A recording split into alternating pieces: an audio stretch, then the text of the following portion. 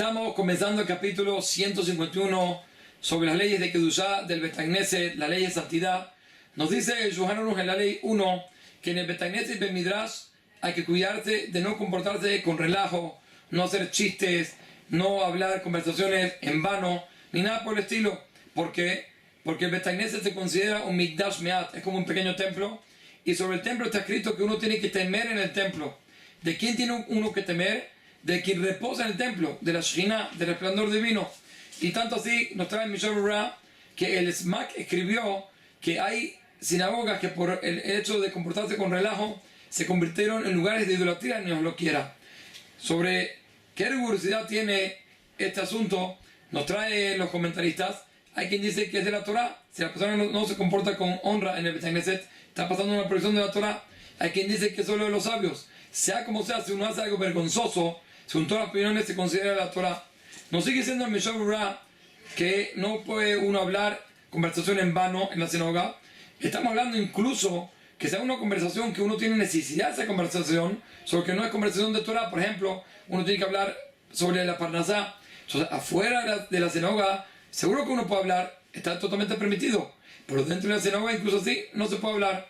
Cuanto y más, si es un tipo de conversación que no tiene ningún sentido, ningún beneficio, seguro que va a estar prohibido hablarlo en la sinagoga. Y de por sí, hoy por hoy, son más ligeros sobre los asuntos que son conversaciones que de por sí fuera de la sinagoga se podrían hablar.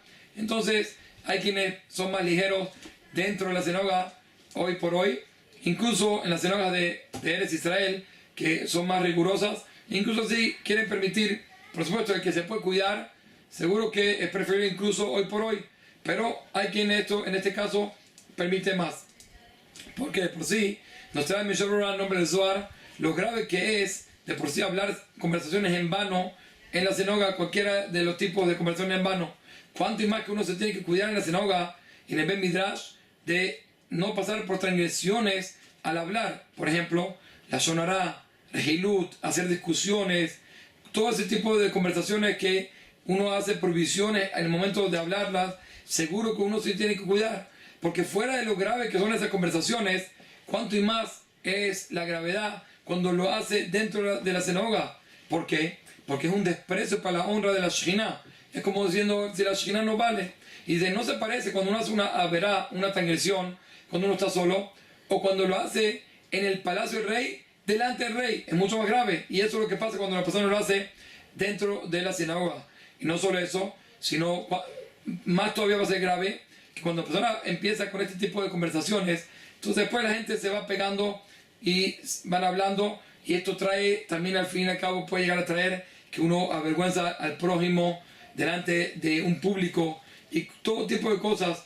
Y puede ser incluso que tal se estaba presente, que sobre eso algo muy grave, que si una persona avergüenza a un compañero delante de un Talmid Jajam, está escrito que el se considera picoros y no tiene parte del mundo venidero. Cuánto y más si uno lo hace delante del Sefer Torah que está abierto, cuánto y más es la gravedad. Y también a veces hay pleitos y hay todo tipo de cosas, y puede llegar a haber Hilul Hashem grandísimo también con los Goim. ¿Y quién causó todo esto? El primero que comenzó a hablar, el primero que empezó a una discusión. Seguro que esa persona en el mundo venidero va a recibir castigo por todos los que estuvieron involucrados. Por lo tanto, nos dice Mishnah Berurah que el temeroso de Hashem tiene que poner siempre delante de sus ojos y su corazón de no hablar ningún tipo de conversaciones vanas en la sinagoga, y sino solo saber que es un lugar especial para Torah y para Tfilah. Nos sigue diciendo el Shulchan Aruch que no se puede tampoco comer y beber dentro de la sinagoga, ni tampoco hacer cualquier tipo de trabajo propio, tampoco se puede hacer dentro de la sinagoga. Tampoco uno puede pasear en la sinagoga, ni arreglarse y cosas por el estilo, no se hace en la sinagoga. También nos dice el Shulchan Aruch que uno no puede entrar si está afuera y hay mucho sol, entonces uno quiere entrar a la sinagoga para que tenga sombra, o si hay lluvia afuera uno quiere entrar para cuidarse de la lluvia. No se puede hacer ese tipo de uso de la sinagoga, no se puede, y no va a servir acá, como vamos a ver más adelante, que hay veces que se nos permite que la persona puede entrar a la sinagoga, decir un pasuk, estudiar algo, de tal forma que se le permita hacer las otras cosas. En este caso no se permite, porque en este caso la persona podría ir a otro lugar a cuidarse del sol o de la lluvia. Entonces aquí no vamos a permitir de ninguna forma, a no ser, dice el Mishnah Berurah, que si la persona está estudiando afuera y llovió o hay mucho sol de repente que no le permite seguir estudiando, entonces en este caso sí se le permite entrar a la sinagoga para seguir con el estudio.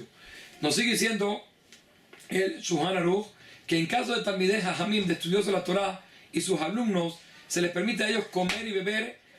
¿Por qué? Porque hay cosas, hay en casos que son de aprieto, como dice el Mishnah en la primera explicación, que si no tiene otro lugar donde comer y beber, entonces les permite incluso en la sinagoga. Eso es una explicación. Otra explicación dice el Mishnah Berurah que no, que para ellos siempre se considera un lugar, un momento de aprieto, porque si tú los mandarías a ellos a comer en su casa, entonces ellos van a anular la Torah. Por eso en ese caso le permitimos a ellos comer incluso dentro de la sinagoga y del Bet Midrash.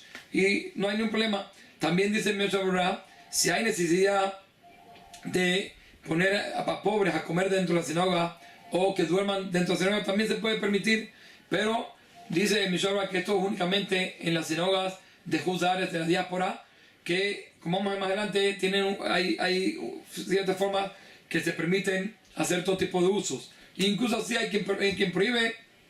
Por tanto, dice el Mishnah Berurah que si es muy necesario, entonces no hay que ser riguroso, pero en caso de que hay otra forma de cómo arreglarse, es preferible buscar otra solución.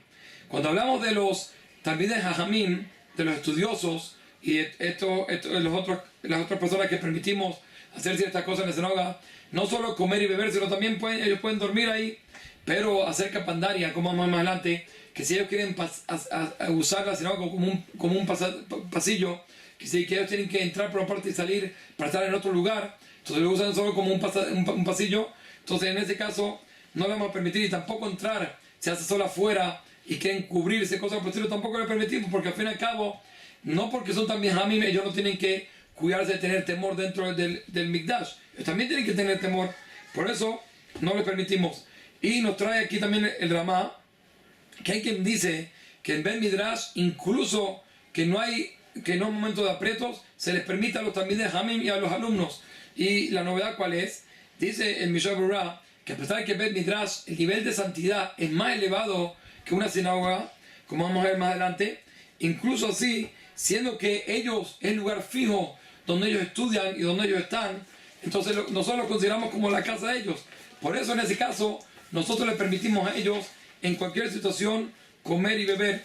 Ahora, trae aquí el Mishnah Berurah que con respecto a lo que dijimos, el resto de las personas que no pueden comer y beber, se entiende que no podrían ni siquiera tomar un vaso de agua en la sinagoga.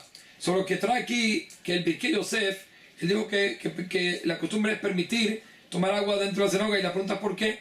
Entonces trae aquí el Mishnah Berurah que puede ser que se apoyan a lo que vamos a ver más adelante, que los Batei Knesset de la diáspora son construidos con condición de que ellos puedan hacer los diferentes usos que ellos necesitan. Entonces por eso permiten, solo que según eso, solo se permitiría únicamente en la diáspora, pero en los Batei Knesset de Israel, incluso eso no se permitiría. Solo que de todas formas, dice el Mishnah Berurah que en caso que es una persona que estudia ahí, incluso que no sea todo el día, lo que hablamos antes, que se permite comer y beber a los Talmidei Jajamim, los que están todo el día ahí, eso se considera como su casa. Aquí estamos hablando ahorita que incluso que no estudian todo el día, pero tienen un tiempo fijo que estudian, entonces también ese tiempo fijo que estudian no lo queremos anular, pues en ese caso le permitimos a ellos también tomar agua y cosas por el estilo, para que de tal forma ellos no anulen el estudio de Torah. Con respecto a comida, no está escrito, dice el Mishnah Berurah en el Shulchan Aruch, qué tipo de comida, si es solo una comida fija, algo como una sudá completa, o incluso algo para de forma aray, algo así para pasarle un poquito el hambre, también estaría prohibido. No está claro, dice, y por eso se queda en Tzarich Iyun. Kol Tuv u'be'atzlaha.